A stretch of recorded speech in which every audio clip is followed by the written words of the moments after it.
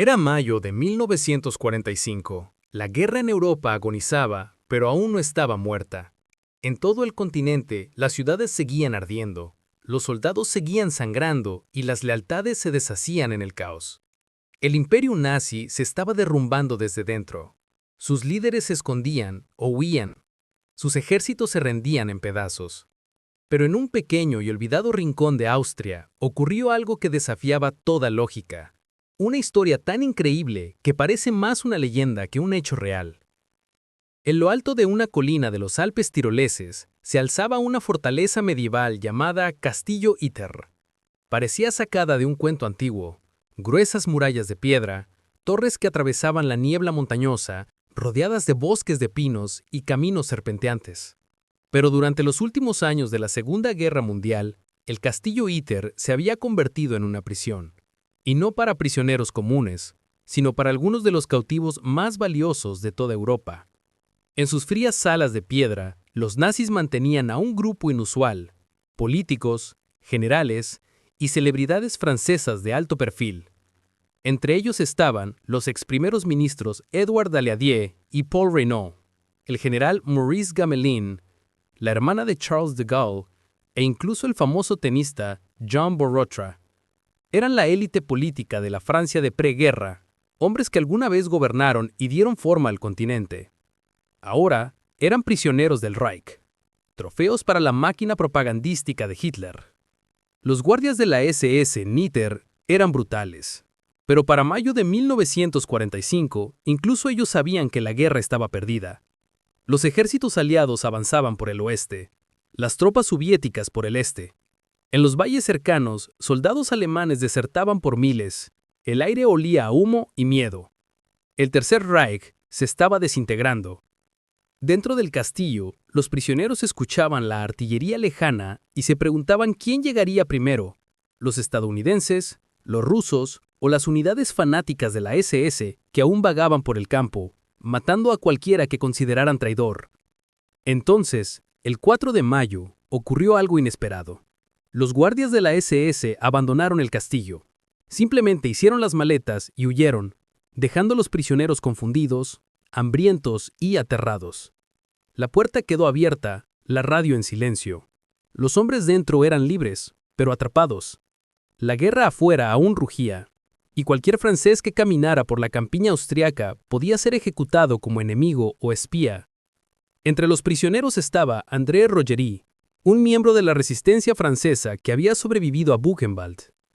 Más tarde recordó el silencio escalofriante de aquel día. Los guardias se habían ido, pero no sentimos alegría. La libertad era solo una palabra.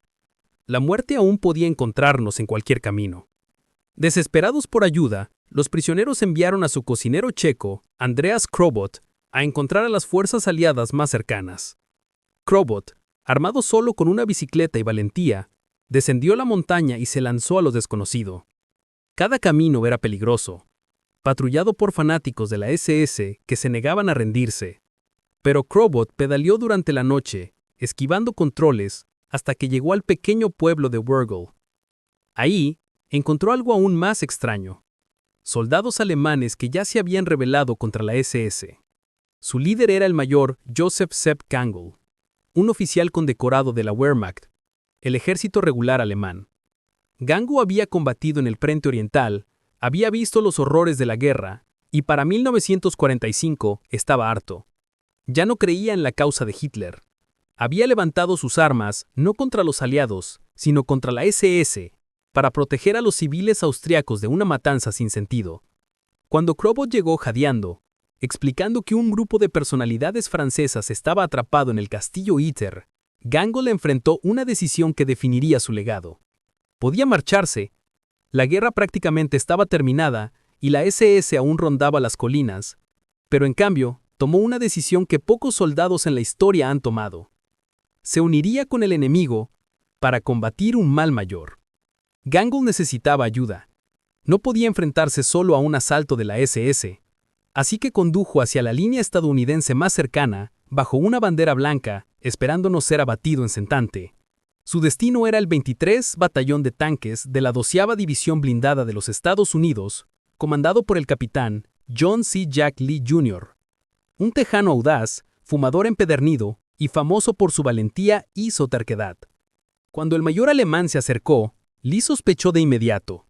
Después de años combatiendo a la Wehrmacht, ver a uno de ellos acercarse agitando una bandera de tregua parecía un truco. Pero Gangl no estaba mintiendo. En un inglés entrecortado, explicó la situación. Personalidades francesas atrapadas en un castillo, a punto de ser masacradas por fanáticos de la SS. Lee no dudó. Muy bien, vamos a buscarlos. Lo que siguió fue una de las alianzas más extrañas de la guerra moderna. Soldados estadounidenses y alemanes, luchando juntos contra las SS. Esa misma noche, el capitán Lee formó un pequeño equipo de rescate. Solo 14 soldados estadounidenses, un tanque Sherman apodado Besotten Jenny, y un puñado de hombres de Gangl, apenas 10. Juntos, menos de 25 hombres partieron hacia el castillo Ytter, sin saber si encontrarían amigos o enemigos esperándolos. Mientras avanzaban por los caminos montañosos, la sensación de irrealidad creció. Soldados estadounidenses viajaban en los mismos camiones que soldados alemanes, hombres que días antes podrían haberse matado sin dudarlo. Ahora compartían cigarrillos y bromas nerviosas. El soldado Edward Szymanski recordó más tarde. Era como si el mundo se hubiera puesto boca arriba.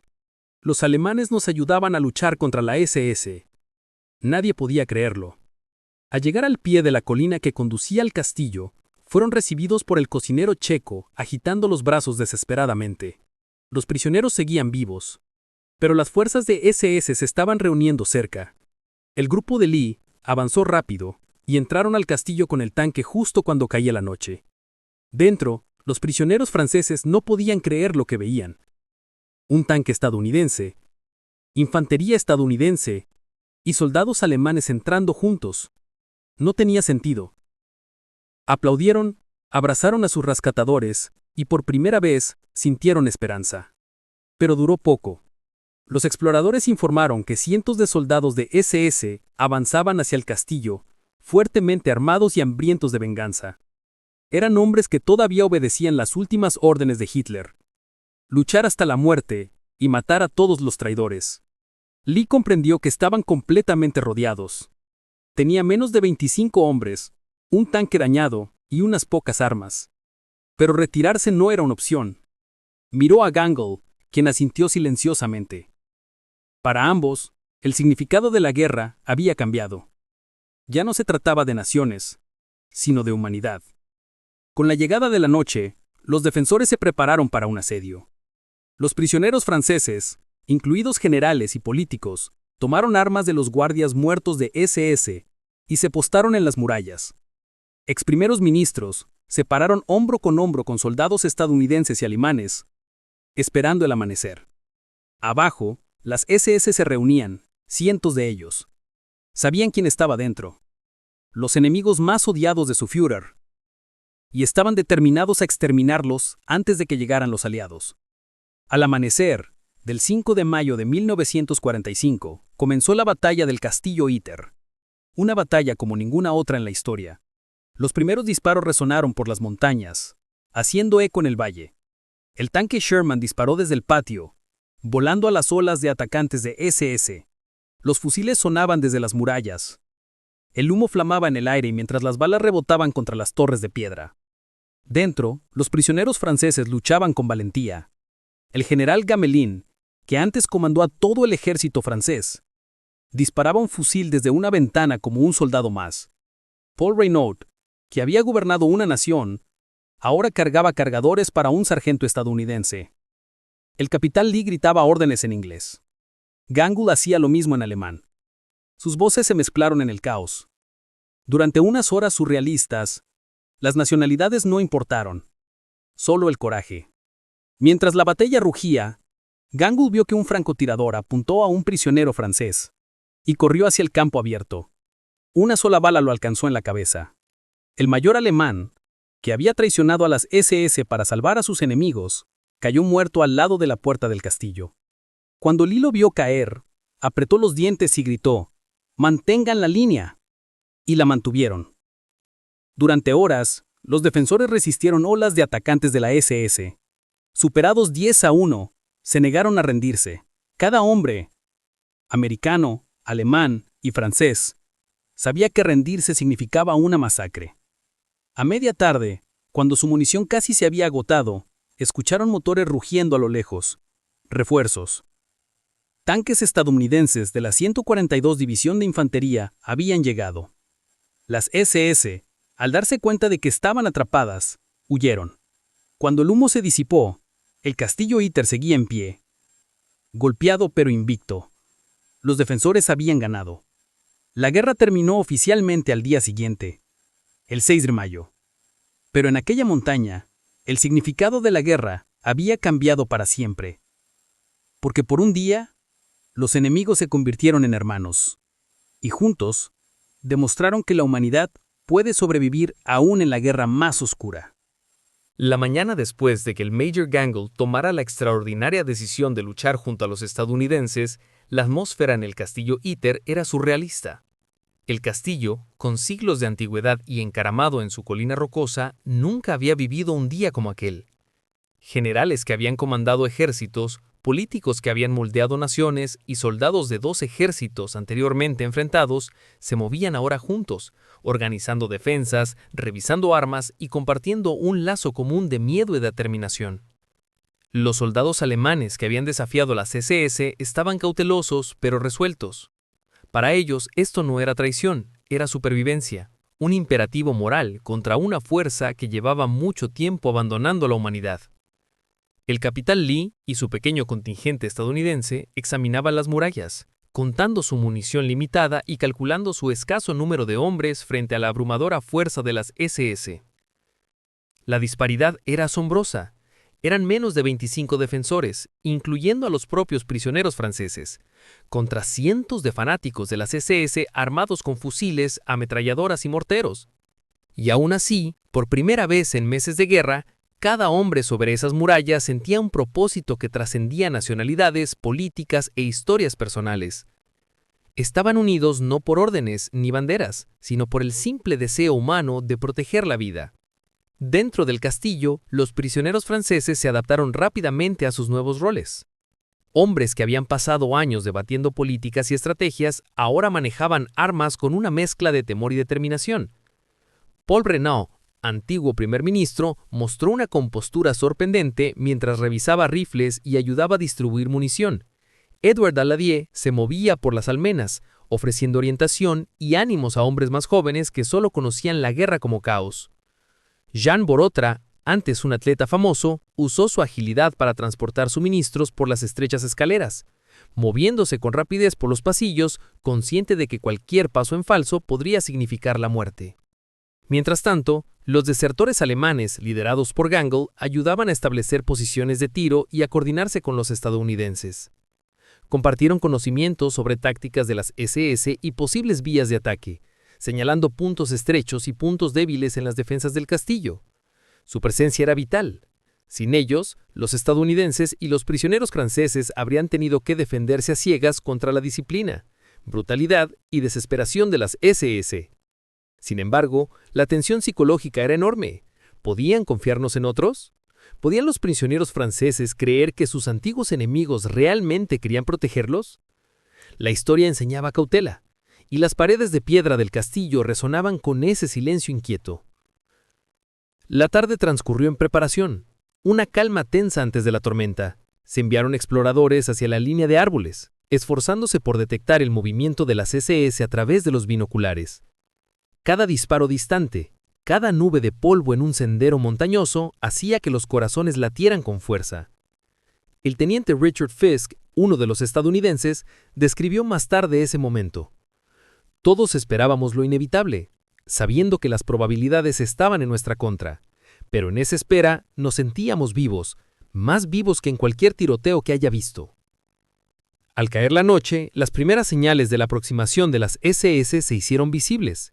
Llamas de antorchas parpadeaban en el valle, y los sonidos de botas marchando resonaban entre las montañas.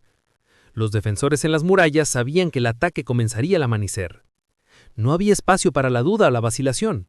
Cada hombre, independientemente de sus antiguas lealtades, tenía que luchar. El concepto de guerra había cambiado. Ya no era orgullo nacional ni ideología, era una lucha por la supervivencia de otros, un testimonio de coraje frente a una probable aniquilación. Esa noche, las conversaciones se desarrollaron en voz baja entre los defensores. El soldado Szymanski habló con un cabo alemán llamado Karl Weiss, compartiendo historias de su infancia, sus familias y sus vidas antes de la guerra. Era surrealista. Enemigos hablando como amigos, preparándose para morir juntos contra un enemigo común. El castillo mismo parecía absorber estas historias, sus muros antiguos siendo testigos de la profunda humanidad que emergía en medio de la destrucción. Los prisioneros franceses también escuchaban con incredulidad, dándose cuenta de que los soldados que una vez lucharon contra su país ahora arriesgaban todo para garantizar su supervivencia. Mientras tanto, los desertores alemanes, liderados por Gangl, ayudaban a establecer posiciones de tiro y a coordinarse con los estadounidenses. Compartieron conocimientos sobre tácticas de las SS y posibles vías de ataque, señalando puntos estrechos y puntos débiles en las defensas del castillo. Su presencia era vital. Sin ellos, los estadounidenses y los prisioneros franceses habrían tenido que defenderse a ciegas contra la disciplina, brutalidad y desesperación de las SS. Sin embargo, la tensión psicológica era enorme. ¿Podían confiar unos en otros? ¿Podían los prisioneros franceses creer que sus antiguos enemigos realmente querían protegerlos? La historia enseñaba cautela, y las paredes de piedra del castillo resonaban con ese silencio inquieto. Al amanecer, las primeras fuerzas de las SS aparecieron en la cresta.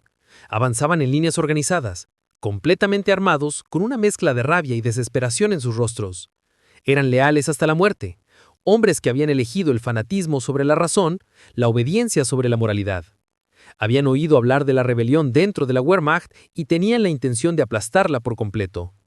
Subestimaron, sin embargo, la unidad de los defensores dentro del castillo Iter.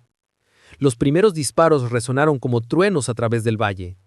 El tanque Sherman, aunque ligeramente blindado para su tamaño, se convirtió en el punto focal de la defensa. Su cañón rugió, enviando proyectiles contra las filas de las SS.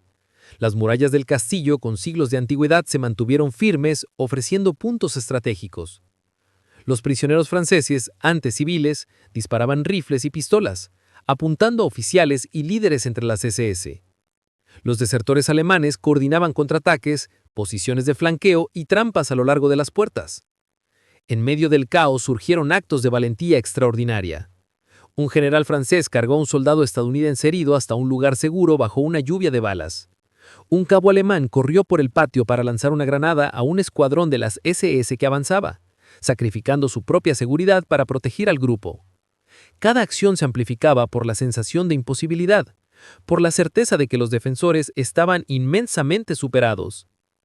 A medida que la batalla continuaba, el castillo mismo se convertía en un personaje de este drama. Sus torres ofrecían puntos estratégicos para francotiradores. Sus patios eran escenarios de combate cuerpo a cuerpo, sus pasillos protegían a los heridos. El humo de los disparos y las granadas llenaba el aire, mezclándose con la niebla que descendía por las montañas. Por un breve momento, el tiempo pareció detenerse, comprimiendo décadas de fiero, odio y valentía en un solo episodio extraordinario. Las SS intentaron múltiples asaltos frontales, cada uno repelido por la alianza improbable. Los estadounidenses se coordinaban con los soldados alemanes, gritando por encima del caos, dando órdenes y cubriendo los puntos ciegos de los otros. Los prisioneros franceses proporcionaban inteligencia crucial, identificando qué pasillos y murallas eran más débiles. Juntos funcionaban como una unidad cohesionada, una colaboración imprecedente entre antiguos enemigos, impulsados por la necesidad, la moralidad y la pura fuerza de voluntad. Al mediodía, las bajas comenzaron a acumularse, pero la moral seguía sorprendentemente alta. El capitán Lee animaba a los hombres sin descanso, su voz cortando el humo y el caos. «Mantengan la línea, cada vida cuenta. No luchamos solo por nosotros, luchamos por ellos». Sus palabras recordaban a cada defensor que formaba parte de algo más grande, algo histórico, casi mítico. Al caer la tarde, un asalto particularmente feroz amenazó la puerta occidental del castillo. Los soldados SS, reorganizados, cargaron con precisión brutal. El tanque Sherman abrió fuego, destruyendo sus filas. Mientras que los prisioneros franceses disparaban desde arriba, los alemanes ejecutaron maniobras de flanqueo, atacando desde múltiples ángulos. En algunos lugares fue combate cuerpo a cuerpo, balas y bayonetas chocando, gritos resonando por los corredores. El general Gangle, aunque mortalmente herido en un enfrentamiento previo, seguía siendo un símbolo de unidad. Aún tambaleando, animaba a sus hombres, daba instrucciones a los estadounidenses y recordaba a los prisioneros franceses que resistieran. Su presencia inspiró un coraje extraordinario. Más tarde, los sobrevivientes relatarían cómo su autoridad serena, ante la casi segura muerte, transformó el miedo en determinación. Al anochecer, las SS comenzaron a flaquear, exhaustos, desmoralizados y bajo un intenso fuego de defensores que se negaban a retroceder. Sus formaciones se rompieron. Uno tras otro retrocedieron hacia los valles, desapareciendo en el bosque. Los defensores del castillo Iter, contra todo pronóstico, habían resistido. Las secuelas de la batalla revelaron la profundidad de esta anomalía histórica. 4 naciones, Francia, Alemania, Estados Unidos y Austria, estaban representadas en esos cientos de metros de piedra y tierra. Ciudadanos que habían sido prisioneros, soldados que una vez fueron enemigos, ahora compartían la misma historia de supervivencia, camaradería y valor. El castillo Iter quedó maltrecho, pero no conquistado. Un monumento a la posibilidad de que, incluso en la guerra, la humanidad puede prevalecer. La noticia de la batalla se extendió lentamente, asombrando historiadores y periodistas militares. ¿Cómo pudieron unirse enemigos tan perfectamente? ¿Cómo pudieron civiles franceses, desertores alemanes y soldados estadounidenses coordinarse y sobrevivir contra un asalto profesional de las SS? Las respuestas no se encontraban solo en la estrategia, sino en la claridad moral. En ese momento, los defensores no eran estadounidenses, ni alemanes, ni franceses, eran simplemente seres humanos defendiendo la vida contra el fanatismo y la crueldad.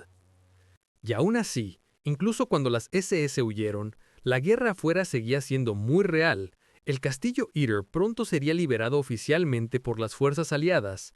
El conflicto más amplio estaba terminando y Europa comenzaría a sanar, pero para quienes estaban dentro de los muros, la batalla ya había cambiado el curso de sus vidas, definiendo el heroísmo no en términos de nacionalidad, sino de valor, moralidad y compasión. En las horas tranquilas después de la batalla, mientras los sobrevivientes atendían a los heridos y contaban a los muertos, reflexionaron sobre las alianzas surrealistas formadas ese día. El capitán Lee escribió en su diario esa noche: «He luchado contra los alemanes durante años, les he disparado y me han disparado. Y hoy eran mis hermanos. La historia nunca lo creerá, pero luchamos juntos y sobrevivimos gracias a ello». Y así, la parte 2 cierra con los defensores del castillo Iter, exhaustos, victoriosos y para siempre transformados. Habían enfrentado lo imposible, luchado juntos a través de antiguas líneas de enemistad y sobrevivido contra probabilidades abrumadoras, pero la historia estaba lejos de terminar. Incluso mientras las SS se retiraban, permanecían preguntas. ¿Cómo decidió el mayor Gangle cambiar de bando? ¿Cuál era la mentalidad de las tropas de las SS que casi tomaron el castillo? ¿Cómo reflejaban estos eventos el caos moral y los actos inesperados de heroísmo al final del Tercer Reich? La parte 3 profundizará en la defensa culminante, los sacrificios personales y los momentos finales de la batalla, explorando el drama humano en cada corredor, torre y patio del castillo.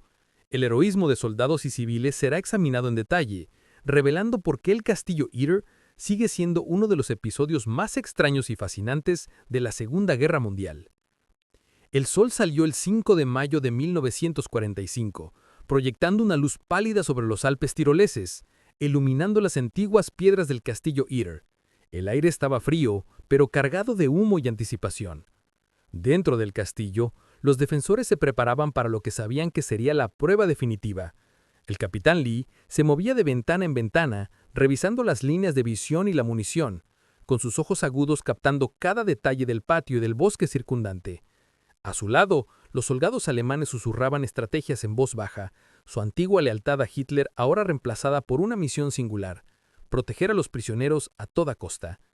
Los prisioneros franceses, a pesar del miedo, ya no eran pasivos. El general Gamelin había tomado un rifle y se movía entre las almenas, dando órdenes y palabras de ánimo.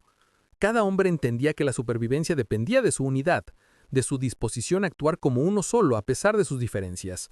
No había jerarquías ahí, solo el reconocimiento compartido de que la vida misma estaba en juego. Jean Borotra, la estrella del tenis, subió por una estrecha escalera de caracol para reforzar un punto débil del muro, moviéndose con la agilidad que alguna vez lo hizo campeón. Desde los bosques abajo llegaron las primeras señales del avance de las SS.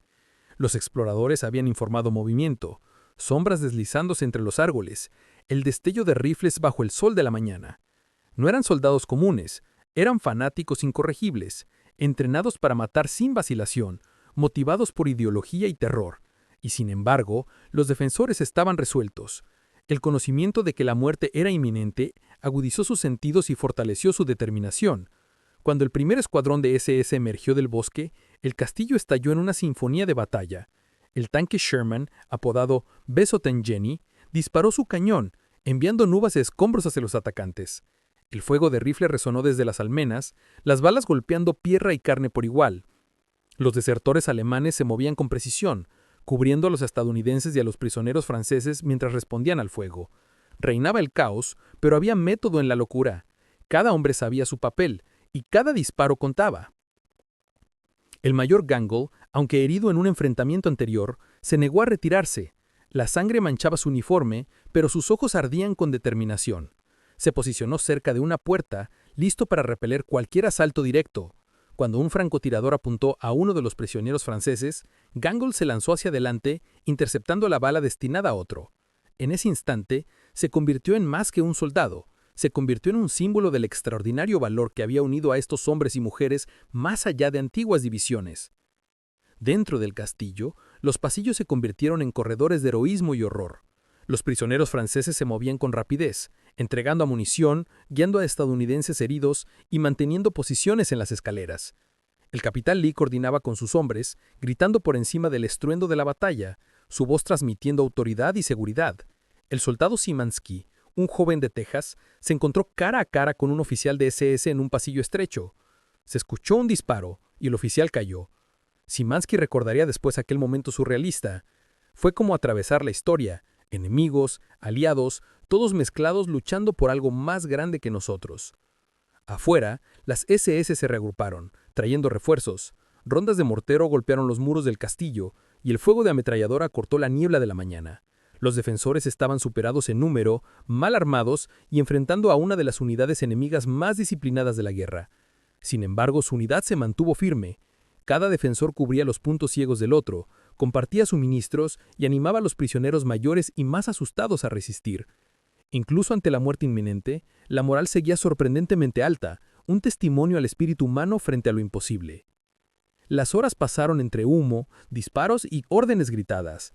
El castillo mismo parecía cobrar vida, gimiendo bajo el asalto, pero resistiendo firmemente las olas de atacantes. Los defensores habían preparado cada pasillo, cada escalera y cada almena. Habían puesto trampas, planeado emboscadas e identificado posiciones de repliegue. Las SS podían ser numerosas, pero los defensores conocían el terreno íntimamente y lo usaron a su favor. A medida que avanzaba el día, las causitudes empezaron a acumularse. Un soldado alemán cayó bajo el fuego de rifle mientras cubría el movimiento de un estadounidense. Un prisionero francés fue alcanzado mientras transportaba munición por una escalera. A pesar de las pérdidas, los defensores no vacilaron. Cada baja era lamentada, honrada y reemplazada en el deber. El castillo se convirtió en un crisol que forjó una unidad extraordinaria a partir de los orígenes dispares de sus defensores. A mediada tarde, las SS intentaron un asalto concentrado en la puerta occidental, el punto más vulnerable del castillo. Avanzaron en olas, gritando, impulsados por el fanatismo y la desesperación. Los defensores los enfrentaron con una combinación de fuego de rifle, granadas y pura determinación. El tanque Sherman disparaba continuamente, su cañón sacudiendo el patio mientras los prisioneros franceses ocupaban las murallas, eliminando atacantes con precisión mortal. Cada hombre luchaba con la conciencia de que rendirse no era una opción. El mayor Gangle, consciente de que su vida pendía de un hilo, continuó dirigiendo la defensa. Su calma bajo fuego inspiraba a los demás, y su conocimiento de las tácticas de las SS permitió anticipar ataques. Pero ni siquiera él pudo detener lo inevitable del sacrificio. Cuando otra ola de atacantes avanzó hacia la puerta, Gangle fue alcanzado en la cabeza por una bala de francotirador, cayendo al suelo. Sus últimas órdenes habían sido mantener el castillo a toda costa. Su muerte, aunque trágica, galvanizó a los defensores a luchar con mayor determinación. La batalla continuó hasta la noche. El humo y el polvo flotaban en el aire, mezclándose con el olor acre de la polvorilla. Los muros del castillo llevaban las cicatrices del asalto, piedra astillada, madera rota y metal chameado. Los defensores exhaustos y ensangrentados se mantuvieron firmes. La coordinación entre los soldados estadounidenses y alemanes siguió siendo crucial, cada hombre cubriendo las debilidades del otro y compensando lesiones. Los prisioneros franceses, aunque civiles por profesión, se convirtieron en participantes vitales, transportando munición, atendiendo heridos y ocupando posiciones de fuego. Al caer la noche, se instaló una calma tensa sobre el castillo. Las SS se habían retirado temporalmente, reagrupándose para un último asalto decisivo. Los defensores, conscientes de la escasa munición y de su energía menguante, usaron la oscuridad a su favor, reforzaron puntos débiles, colocaron trampas y prepararon para la inevitable segunda ola. Cada hombre entendía que la supervivencia dependía de la preparación, la valentía y la confianza que habían forjado más allá de antiguas líneas. En esos momentos de silencio, afloraron memorias y reflexiones. Los prisioneros franceses recordaron vidas antes de la guerra, familias perdidas o separadas, y el incierto futuro que les esperaba. Los soldados estadounidenses reflexionaron sobre años de combate, los amigos caídos en batallas lejos de los Alpes y la experiencia surrealista de luchar contra hombres que alguna vez consideraron enemigos. Los desertores alemanes contemplaron la traición y la redención, las decisiones morales que los habían llevado a esta alianza, y la certeza de que sus acciones no podían deshacerse. Al amanecer del 6 de mayo de 1945, comenzó el asalto final. Las SS, determinadas a aniquilar a los defensores, avanzaron con intensidad renovada. Olas de atacantes se lanzaron hacia los muros del castillo, solo para ser recibidos con fuego disciplinado y coordinado. El tanque Sherman rugió repetidamente, su cañón destrozando las tropas que avanzaban. El fuego de rifle desde las murallas reducía a los atacantes por antes de que alcanzaran las puertas. Granadas y explosivos improvisados frenaron el avance, comprando tiempo precioso. A pesar del ataque implacable, los defensores mantuvieron la cohesión. El liderazgo del capitán Lee fue determinante, combinando tácticas estadounidenses con el conocimiento aportado por los desertores. Cada uno se movía con propósito, cubriendo sus aliados, reforzando puntos débiles y manteniendo un perímetro defensivo. Los prisioneros franceses, aunque civiles por profesión, se convirtieron en participantes vitales, transportando munición, atendiendo heridos y ocupando posiciones de fuego. A mediada mañana, las SS empezaron a flaquear. El agotamiento, las pérdidas sostenidas y la sorprendente resistencia de los defensores provocaron confusión y vacilación. Las olas de ataque perdieron coordinación y el asalto se volvió desorganizado. Los defensores aprovecharon ese momento para lanzar contraataques para hacer retroceder a las SS. La combinación de posiciones estratégicas, maniobra sorpresa y pura determinación inclinó la balanza. Finalmente, llegaron los refuerzos. Unidades estadounidenses, alertadas por exploradores y transmisiones de radio, alcanzaron el castillo Eater por la tarde. Reforzaron a los defensores y empujaron a las fuerzas restantes de las SS a retirarse. El castillo, golpeado pero intacto, había sobrevivido. Sus defensores, una coalición extraordinaria de estadounidenses, desertores alemanes y prisioneros franceses, habían logrado lo que parecía imposible: la victoria contra probabilidades abrumadoras. El desenlace fue surrealista. Los sobrevivientes atendieron a los heridos, contaron a los muertos y compartieron historias de heroísmo, sacrificio y valor. La muerte del mayor Gangle fue profundamente lamentada, pero sus acciones habían garantizado la supervivencia de docenas de VIP franceses. El capitán Lee y sus hombres fueron celebrados por su liderazgo, valentía e ingenio estratégico. Los prisioneros franceses expresaron una gratitud profunda tanto a los estadounidenses como a los soldados alemanes, reconociendo que su supervivencia dependió de una alianza extraordinaria. El castillo Eater, antes símbolo de poder y opresión, se convirtió en un monumento al valor humano, a la claridad moral y a la unidad. La batalla desafió la comprensión convencional de la guerra, mostrando que, incluso en las horas más oscuras, la humanidad podía prevalecer. La historia del 5 y 6 de mayo de 1945 se transformó en uno de los episodios más extraños y notables de la Segunda Guerra Mundial. Un testimonio de que los enemigos podían convertirse en aliados ante un mal mayor, y que la valentía y la moralidad podían trascender la nacionalidad, la ideología y la historia. A medida que el humo se disipaba sobre el castillo Eater, el valle debajo parecía inquietantemente silencioso, como si contuviera la respiración. La batalla había terminado. Las SS se retiraban hacia los bosques con su disciplina rota y su moral hecha trizas. Los defensores, aunque exhaustos, vivos y ensangrentados, habían logrado lo imposible. Los prisioneros franceses emergieron de sus escondites, algunos temblando, otros sujetando sus heridas con estoica determinación. Habían sido salvados no por una sola nación, sino por la improbable alianza de estadounidenses, desertores alemanes y su propia determinación. El castillo, antes una fortaleza de opresión, simbolizaba ahora la resiliencia, la moralidad y la unidad en las circunstancias más extraordinarias de la guerra. El capitán Lee y sus hombres, al examinar las secuelas, sintieron una profunda sensación de asombro. Las paredes estaban marcadas por agujeros de bala, el suelo cubierto de munición gastada y equipo destrozado. El humo aún flotaba sobre las marcas de explosiones donde habían detonado granadas y el olor acre de la pólvora seguía suspendido en el aire. Sin embargo, entre toda esa destrucción, el espíritu humano brillaba más fuerte que nunca. La camaradería forjada entre antiguos enemigos era palpable, un hilo frágil pero irrompible que había tejido su supervivencia conjunta. Los prisioneros franceses, muchos de ellos líderes, políticos y dignatarios, recorrían el castillo, ayudando a los heridos y consolando a los aterrorizados. El general Gamelin, con el uniforme hecho jirones y manchado de sangre, se dirigió a sus compañeros. Hemos sobrevivido porque ellos eligieron quedarse con nosotros, no como alemanes o estadounidenses, sino como seres humanos. Jamás olviden este día. Sus palabras capturaban la naturaleza surrealista de su supervivencia, la extraordinaria convergencia de valentía, lealtad y decisión moral. La muerte del mayor Gangle pesaba profundamente sobre todos. Aunque su cuerpo había sido sacado del campo de batalla, su legado perduraba en cada decisión estratégica que había salvado el castillo.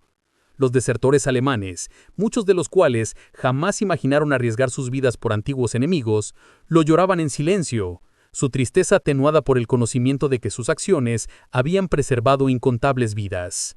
Gangle se había convertido en un símbolo de valor moral, la encarnación de la idea de que la lealtad a la humanidad podía superar la lealtad a una ideología. Con la llegada de refuerzos aliados, los defensores fueron relevados oficialmente. Los soldados del ejército estadounidense, recién llegados de operaciones en los alrededores, entraron al castillo para brindar asistencia y atención médica. Quedaron atónitos al presenciar la coalición de defensores que había resistido a una fuerza superior de las SS. Soldados, historiadores y periodistas describirían más tarde el castillo Ytter como un milagro, una convergencia de circunstancias, estrategia y claridad moral que desafiaba la brutalidad del conflicto más amplio. Los equipos médicos trabajaron sin descanso para atender a los heridos, sin importar su nacionalidad. Prisioneros franceses, soldados estadounidenses y desertores alemanes fueron tratados lado a lado, compartiendo su sufrimiento y entrelazando sus historias de supervivencia. Los pasillos del castillo se convirtieron en un hospital improvisado, resonando con gritos de dolor, murmullos de aliento y las oraciones silentes de aquellos que habían enfrentado la muerte juntos. La experiencia borró las distinciones de nacionalidad y rango, creando una narrativa compartida de resistencia y compasión. Con el paso de los días, los defensores reflexionaron sobre los eventos extraordinarios que habían vivido. Antiguos adversarios compartían historias, reían nerviosamente y lloraban juntos. Recordaban momentos de valentía. El cabo alemán que se sacrificó para salvar a un político francés, el atleta francés que cargó munición bajo fuego, la tripulación estadounidense del tanque que resistió olas de soldados SS. Cada relato era un testimonio de la resiliencia humana, de la decisión moral y de las improbables alianzas forjadas en el crisol de la supervivencia. El castillo Simbo de sombra, fortaleza de opresión, se convirtió en un monumento a este capítulo único de la historia. Sus torres, muros y patios llevaban las cicatrices de la batalla, cada marca un testigo silente del valor desplegado dentro de sus muros. Los historiadores estudiarían la batalla no solo por su estrategia militar, sino por su significado moral y psicológico. El castillo Ytter demostró que, incluso en los últimos días del Tercer Reich, donde la brutalidad y el fanatismo dominaban, la decencia humana todavía podía prevalecer contra probabilidades abrumadoras. Los desertores alemanes sobrevivientes enfrentaron destinos complicados. Muchos regresaron a casa cargando el estigma de haber luchado contra sus antiguos camaradas, pero también con la certeza de que sus acciones habían salvado vidas. El capitán Lee y sus hombres estadounidenses continuaron su servicio, unidos para siempre por la experiencia compartida de defender el castillo Ytter. Los prisioneros franceses, testigos del extraordinario valor de alemanes y estadounidenses, servirían más tarde a su nación en la era de posguerra, llevando consigo lecciones de unidad, claridad moral y la profunda fuerza de la cooperación humana. En el contexto más amplio de la guerra, el castillo Ytter siguió siendo una anomalía. Batallas se libraron, territorios fueron conquistados y las ideologías chocaron a través de continentes. Y sin embargo, en un solo valle de los Alpes austriacos, la narrativa de la guerra fue reescrita.